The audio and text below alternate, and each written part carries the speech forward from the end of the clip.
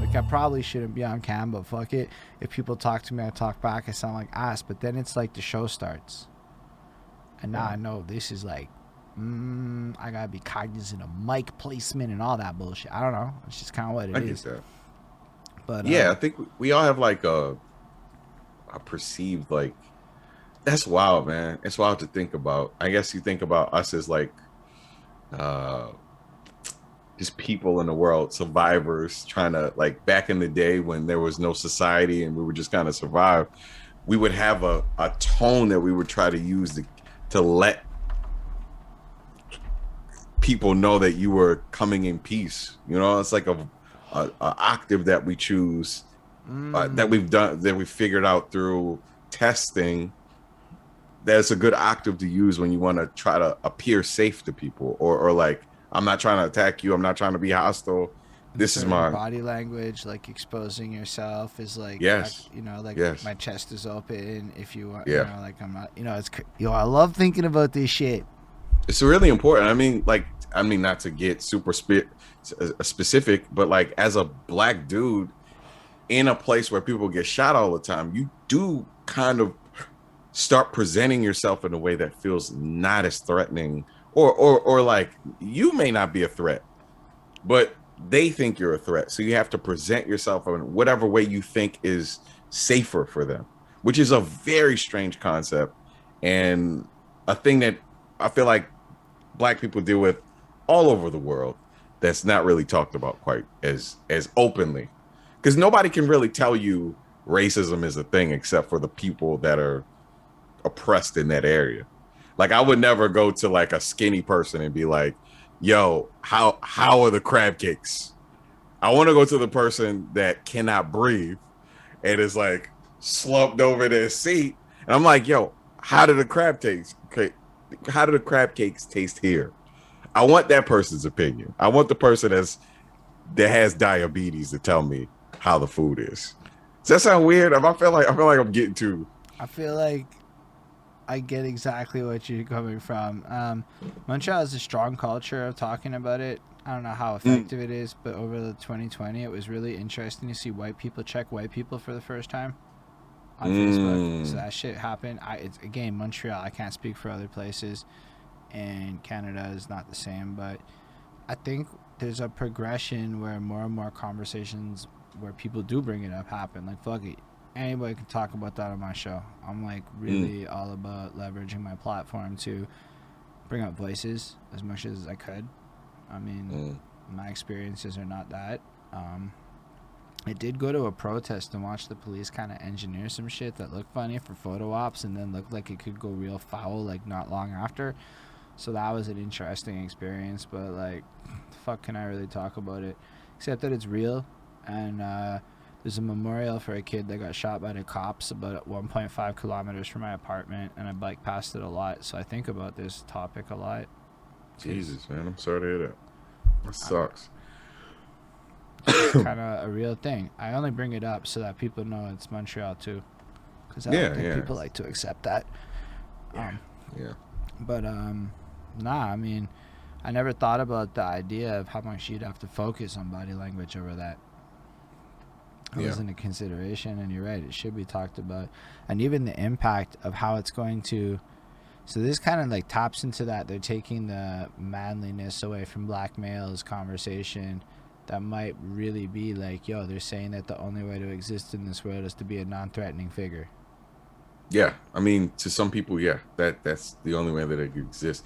And you know, it's even weirder. Sometimes the threat can be a little more nuanced. Like my wife and I have this experience with traveling abroad where like when you're in a space with other with white people, they tend to try to figure out why you're in the same place at the same time. It doesn't make any sense to them.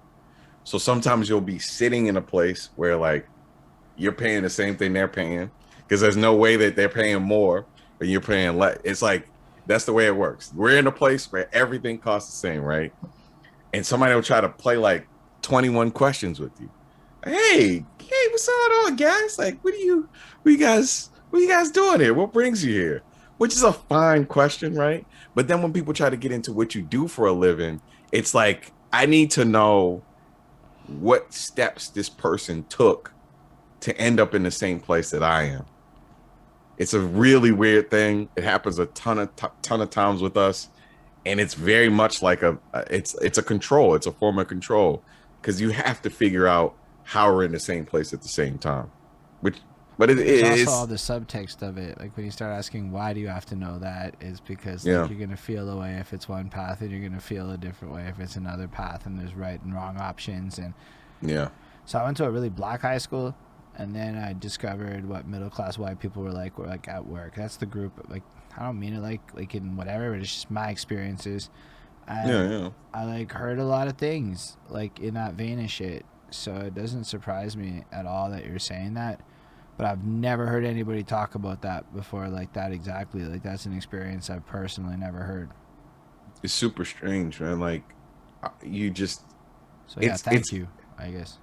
no problem, man. Like I that's a lot of like stand up for me became a release for stuff like that. Like I had this joke where I talked about like a woman like walking across the street when she saw me or something like that. This is when I first started doing stand up. And I was like, I have a pair of Japanese salvage denim on and a pair of Jordans that cost more than her purse. So I don't understand why she switched. If anything, I should be afraid of her. Anyway, that was the joke. But it was unpolished and shitty, but really was based on a situation that happened where I was like on the street and you realize that like people can't differentiate. This is how racist people are. They can't differentiate danger in the form that danger really comes in. And this lady kind of reacted poorly to me being near her. And that could be any number of things. Sure. She could have had some trauma that happened to her before, or my first choice, ding ding, racism. That normally is what it is, man. Like people compartmentalize their ideas and take it out on you sometimes in public. So it just kind of is what it is. Yeah, that's a. I mean, I went and started reading about the history of Mm-hmm. like racism after the George Floyd incident. My girlfriend bought a lot of books, Mm-hmm. basically centered around.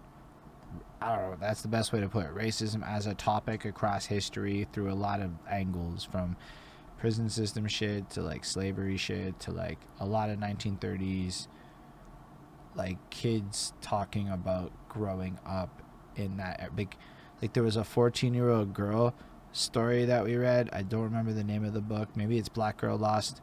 And she's like 14 at the same time as Emmett Till is 14 when that shit goes down, and she's in the like Ooh, a town over type shit.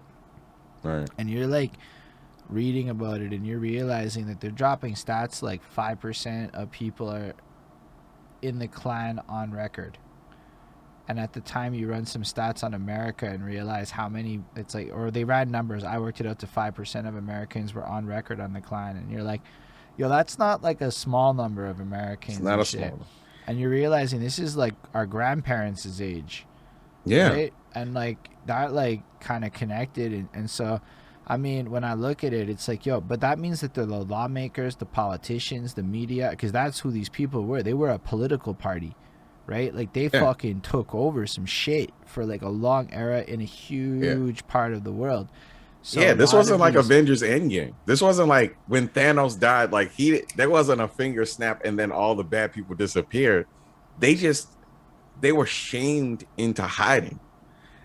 You know, like racism is enforced in very nuanced ways, but the version of racism that I said is magnifique, the version that was very like outright and shitty, which it still is, but as you know, when you could just talk crazy on the TV, right? That version of racism changed forms, right? And then these people got into the law and started affecting things in weird ways, like redlining and things like that. oh, that is a serious. I've Can you just? I know that not everybody knows what redlining is, so you should break down sure. redlining right quick. So redlining is basically the a way that's used to weaponize, groups of people being in areas where, like, okay, so I'll give you an example. if you're in a school district, right, that's primarily white at one point, and then that dynamic changes over the years, right? So like maybe, you know, because of this large Ghanaian population, this area has more black people. Over the 10 years that since it was a ton of white people, the whole district, the school district will change to serve a situation where all the black people will be put together and all the white people will be put together. And then housing does that too, where like people get priced out of things. It is the intentional process of separating people through sometimes literal lines. Yo, I mean, it's go it, ahead. Sorry, I'm sorry. it is like a heavily documented thing that came up in like 4 or 5 of those books, and it's just one of those things that like, yo, they like heavily studied it in Chicago's housing market, like in like a lot of and it's like policymakers would go out of their way to just allow it to basically keep black people in one neighborhood and white people in other neighborhoods, and then Yeah, manipulate property sales and laws surrounding that in such a way where the laws of eviction and everything were manipulated to support certain things, where then they were legally allowed to ban black people from certain neighborhoods. So yeah, you would not be, if you were black and you wanted to buy a home, you could only buy it in one of these neighborhoods, and if you couldn't go to the white only neighborhood. And yeah. so like it was a lot of real shit like that was done by like city official policies less than 100 years ago. So when you It's think crazy, about man. like the actions that get ingrained from my mom taught me this and my grandma was always like that kind of behaviors, where in my experience dating a woman, half of everything is from her mom and her grandmother if Yeah, you really listen to her. And that's every guy, and every guy I've talked to is co-signed this, so I'm assuming it's pretty universal. There's a lot of hand-me-down traditional shits, so people are unaware of how much of the hand-me-down traditional norm shits are ingratiated with hidden racism. Then how much do we really know has been stamped out or even checked out or documented is kind of like what I'm left with. yeah.